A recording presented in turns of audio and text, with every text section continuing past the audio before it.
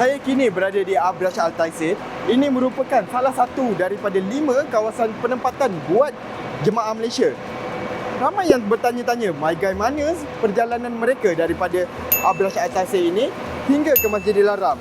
Hari ini kita akan kira ataupun kita akan pantau berapa jauh jarak dan juga masa yang diambil untuk sampai ke Masjidil Haram. Jom ikut saya. Okey, sekarang kita mulakan perjalanan kita daripada Abrash Al Taisir ini hingga ke Masjidil Haram. Kita ikut flow sebenar jemaah Malaysia dari hotel menuju ke bas yang disediakan. Sekarang saya dah sampai di kawasan menunggu bas, iaitu betul-betul kalau anda lihat ni di pintu lobi hotel, iaitu di blok A dan B. Depan ni je. Tabung Haji kan telah sediakan 8 buah bas, jadi tiada masa menunggu kerana bas kat sini sentiasa ada.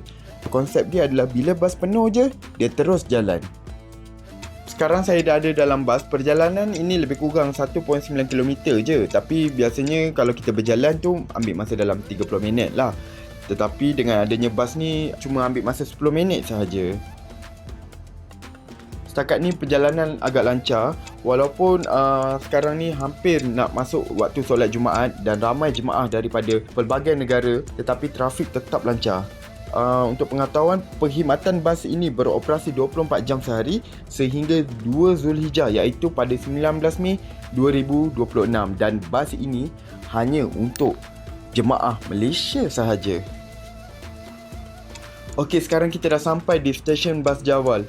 Dari sini kita akan berjalan kaki ke Masjidil Haram.